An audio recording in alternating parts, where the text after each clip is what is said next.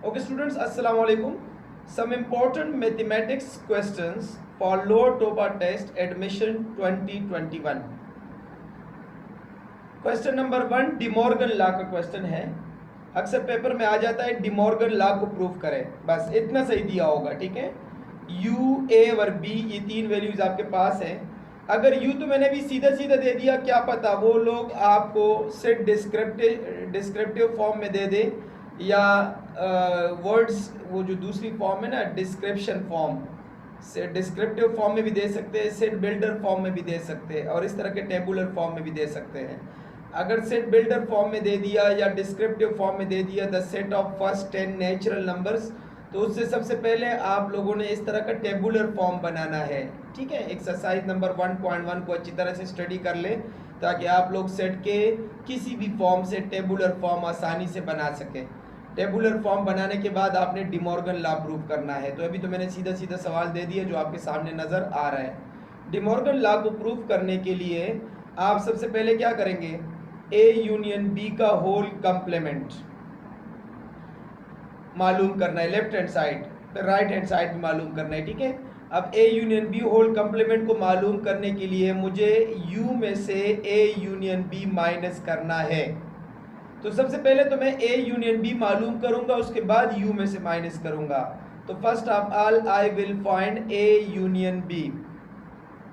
ए की वैल्यू है 1 3 5 7 9 और बी की वैल्यू है 2 4 6 8 10। मतलब A the set of odd numbers है और B the set of even numbers. ठीक है, तो ए यूनियन बी कितना आ जाएगा, यूनियन में दोनों को कंबाइन करके लिखा जाता है। तो 1 2 3 4 5 6 7 8 9 और 10 ये सारे नंबर्स आ जाएंगे। ठीक है, 1 2 3 4 5 6 7 8 9 और 10। अब आप इसको u में से माइनस करेंगे। किससे माइनस करेंगे, u में से माइनस करेंगे ताकि आपके पास a union b whole complement आ जाए। ठीक है, तो मैं कंप्लीमेंट लिखने से पहले इधर लिख देता हूँ u minus a union b। तो यूनिवर्सल सेट की जगह आ जाएगा 1 2 3 से लेकर 10 तक और माइनस के बाद a यूनियन b भी 1 से लेकर 10 तक है, 1 2 3 से लेकर 10 तक है। ये तो सारे कट जाएंगे और u minus a union b किसके बराबर है, a union b whole complement के बराबर है। जब सारे कट जाएंगे तो इससे नल सेट आ जाएगा। क्या आ जाएगा, नल सेट। ये आ गया लेफ्ट हैंड साइड का आंसर, इक्वेशन नंबर 1। अब मैं राइट हैंड साइड निकालूंगा। ठीक है, राइट हैंड साइड क्या है भला, ये राइट हैंड साइड है ए कंप्लीमेंट इंटरसेक्शन बी कंप्लीमेंट। तो इसके लिए पहले ए कंप्लीमेंट निकालें। ए कंप्लीमेंट के लिए u में से a को माइनस करें। तो u की वैल्यू आपके पास है 1 2 3 4 अप टू 10 माइनस a की वैल्यू है ऑड नंबर्स, तो 1 3 5 7 9। तो a कंप्लीमेंट कितना आ जाएगा, जब आप ये माइनस करेंगे तो आपके पास a कंप्लीमेंट आ जाएगा 2 4 6 8 और 10, क्योंकि माइनस में दूसरे वाला सेट पूरी तरह से ख़त्म हो जाता है और उन जैसे एलिमेंट्स जो पहले सेट में मौजूद हो ये भी डिलीट हो जाते हैं। सिर्फ पहले सेट में जो एलिमेंट्स रह गए वही हमारे बचे हुए एलिमेंट्स कहलाएंगे। तो a कंप्लीमेंट आपके पास आ चुका है। a कंप्लीमेंट के बाद आप b कंप्लीमेंट निकालें। ठीक है, तो b कंप्लीमेंट के लिए हम क्या करेंगे, b complement is equal to u minus b। तो u की वैल्यू है 1 2 3 4 से लेकर 10 तक और माइनस b की वैल्यू क्या है, b की वैल्यू तो सारे इवन नंबर्स है, तो 2 4 6 8 10। अब इवन सारे कट जाएंगे, ऑड रह जाएंगे। तो ऑड में आ गया बेटा 1 3 5 7 9, ये आ गया b कंप्लीमेंट। अब मैंने राइट हैंड साइड में इन दोनों का इंटरसेक्शन लेना है। क्या लेना है बेटा, इस वैल्यू का और इस वैल्यू का इंटरसेक्शन लेना है। a complement intersection b complement. तो a कंप्लीमेंट में आप लिख लेना 2 4 6 8 10 और इंटरसेक्शन b कंप्लीमेंट में लिख देना 1 3 5 7 9। जब आप इंटरसेक्शन लेंगे तो ये तो एक इवन नंबर एक ऑड नंबर है, इसमें तो कोई कॉमन ही नहीं है, तो ये भी नल सेट आ जाएगा। और ये आगे इक्वेशन नंबर 2। अब आप ऊपर इक्वेशन नंबर 1 को देख लें, वो भी नल सेट है और इक्वेशन नंबर 2 भी नल सेट है। तो आप आखिर में लिख देना हेंस प्रूव्ड। क्या लिख देना बेटा? Hence proved. और क्या प्रूव्ड हुआ कि A union B whole complement is equal to A complement intersection B complement. और आखिर में एक स्टेटमेंट लिखनी है, वो सबसे इंपॉर्टेंट चीज़ है, वो है सिमिलरली। क्या लिखना है बेटा? सिमिलरली। डिमॉर्गन लॉ का दूसरा स्टाइल भी प्रूव नहीं करना, बस उसके लिए सिर्फ सिमिलरली लिखना है। ये जो लेफ्ट साइड पे यूनियन है, इस यूनियन की जगह इंटरसेक्शन डाल दे कि ए इंटरसेक्शन बी कंप्लीमेंट हो, तो तब वो ए कंप्लीमेंट यूनियन बी कंप्लीमेंट के इक्वल होगा। इस तरह आपका ये डिमॉर्गन लॉ कंप्लीटली प्रूव हो गया। अब आप लोग एक नज़र दोबारा भी देख सकते हैं, स्टार्ट से देख लेना। ये पहले यहाँ तक है, इसका बेशक आप लोग एक स्क्रीनशॉट भी ले लेना बाद में प्रैक्टिस के लिए। और उसके बाद ये नीचे वाला जो है वो आप लोगों ने देखना है। ओके स्टूडेंट्स, डिमॉर्गन लॉ के बाद सेट में जो अगला इंपॉर्टेंट क्वेश्चन है वो है प्रॉपर्टीज़। कि आपको उन्होंने प्रॉपर्टी का नाम लिखा होगा और वो आपसे पूछेंगे कि इस प्रॉपर्टी को प्रूव कर दो। ठीक है, जैसे properties involving the union of set. तो यूनियन में जो सबसे पहली प्रॉपर्टी है वो है कम्यूटेटिव प्रॉपर्टी।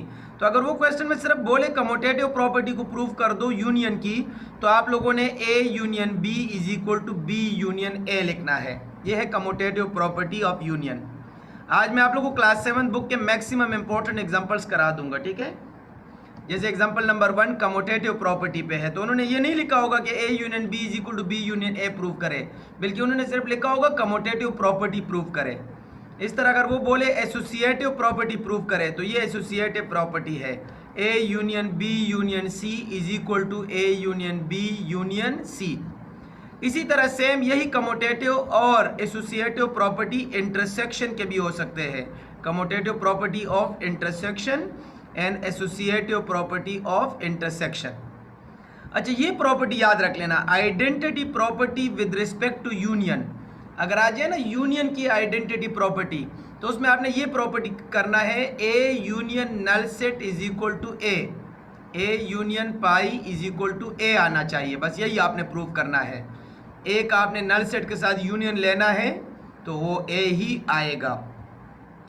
इस तरह नीचे आ जाते हैं, ये ऑब्जेक्टिव्स में बहुत आते हैं बेटा। एग्जांपल नंबर 8 के जो आंसर्स है ना, ये तो आप लोग जुबानी याद रख लो, ये ऑब्जेक्टिव्स में आ जाते हैं। ठीक है, अगर आपसे कोई याद ना हो तो फिर आप अपनी तरफ से सेट सपोज करके किया करें, ये एमसीक्यूज में आते हैं। जैसे यू का कंप्लीमेंट नल सेट आएगा, ए और ए का कंप्लीमेंट का यूनियन ले ले तो यूनिवर्सल सेट आएगा। ये मैंने लास्ट टाइम जो आप लोगों से मॉडल पेपर डिस्कस किया था उसमें भी यही क्वेश्चन था। और ए कंप्लीमेंट का इंटरसेक्शन लेंगे तो नल सेट आएगा। और आखिर में लिखा है कि हाँ, अगर क्वेश्चन में आए तो तब वैल्यू दिए होंगे, अगर उसमें आ जाए ना एमसीक्यूज में, तो एमसीक्यूज में तो वैल्यू नहीं होंगे। तो अगर आपको याद ना हो तो फिर आप तो एक माइंड से सोच लिया करें कि जैसे नल सेट का कंप्लीमेंट, तो नल सेट का कंप्लीमेंट से यू आएगा। क्यों? क्योंकि किसी भी कंप्लीमेंट को निकालने के लिए यूनिवर्सल सेट में से माइनस करना पड़ता है। तो यूनिवर्सल सेट में से अगर आप नल सेट निकालेंगे तो यूनिवर्सल सेट ही बचेगा।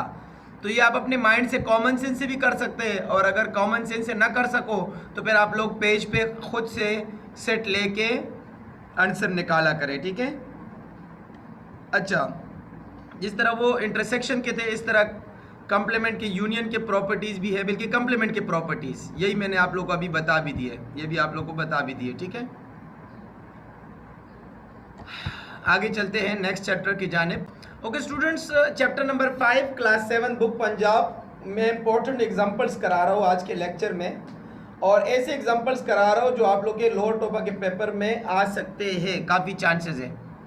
ये एग्जांपल नंबर 2 आपके एमसीक्यूज में आ सकता है। ठीक है, याद रख लेना, एमसीक्यूज में भी आ गया तो आपको सॉल्व करना पड़ेगा। Find the length of a boundary of square field whose area is 784।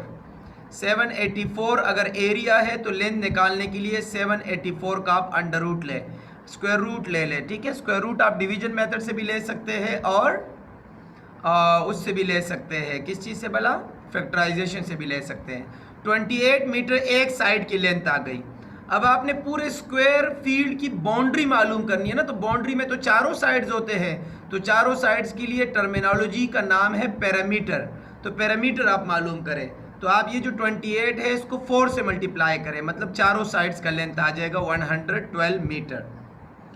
और एक इंपॉर्टेंट एग्जांपल आ गया भाई, example number 3, find the parameter of a rectangular park whose length is 3 times of its width and area is 720.75 meter square.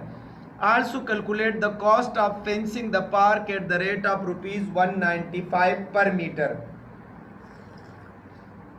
Solution आप लोग बाद में देख लीजिएगा, मैं तो आप लोग को ज़रा जुबानी बता दूंगा करना क्या है। सबसे पहले ये जो एरिया है ना 720.75, इसका आपने स्क्वायर रूट लेना है, तो नो सॉरी लिखा है length is 3 times of width. तो अगर मैं आप लोगों को एक मिनट व्हाइट बोर्ड पे सॉल्व भी करा देता हूँ, ठीक है, बहुत इजी सा क्वेश्चन है, लेकिन मैं आप लोगों को व्हाइट बोर्ड पे करा देता हूँ। Length is equal to 3 times of width, length is equal to 3 times of width, तो आप लिख देना let width is equal to x. Width को क्या ले लेना, एक्स ले लेना, तो लेंथ इज 3 टाइम्स है, तो लेंथ हो जाएगा 3x।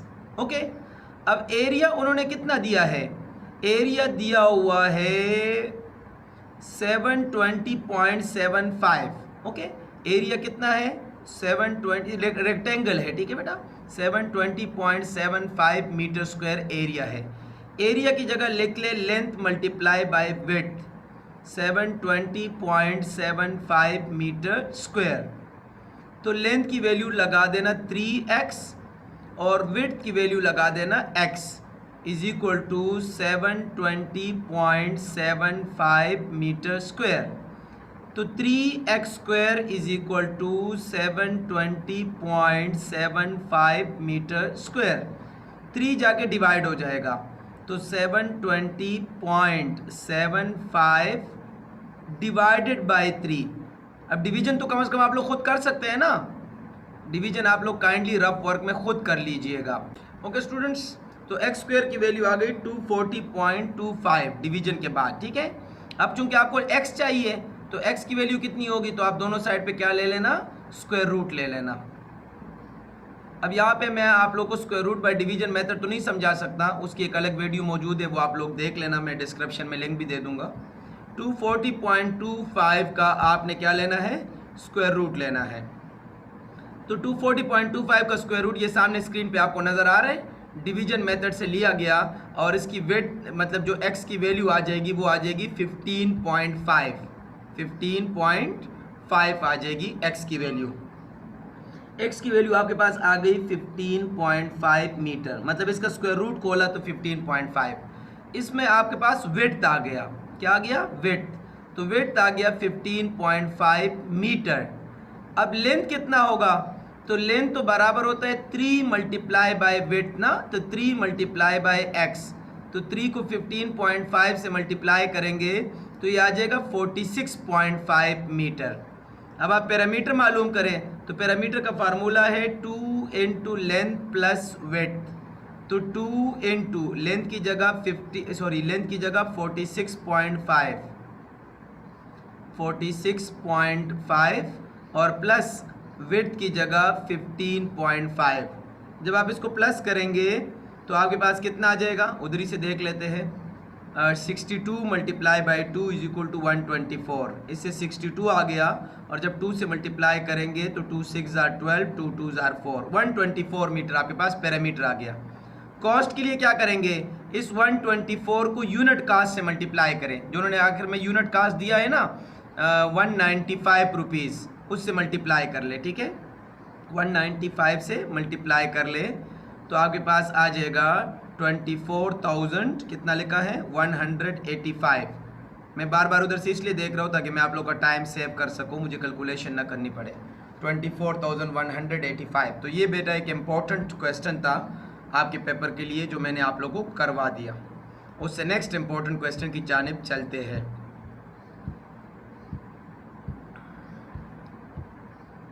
ओके बेटा, मैं आप लोगों को बताता चलूं कि आप लोगों ने हर चैप्टर के एग्जाम्पल्स लाजमी करने हैं लोअर टॉपर के पेपर्स के लिए, लेकिन chapter number 1 chapter number 5, chapter number 6, chapter number 7, chapter number 8 9, chapter number 9 और चैप्टर नंबर 12 और चैप्टर नंबर 13।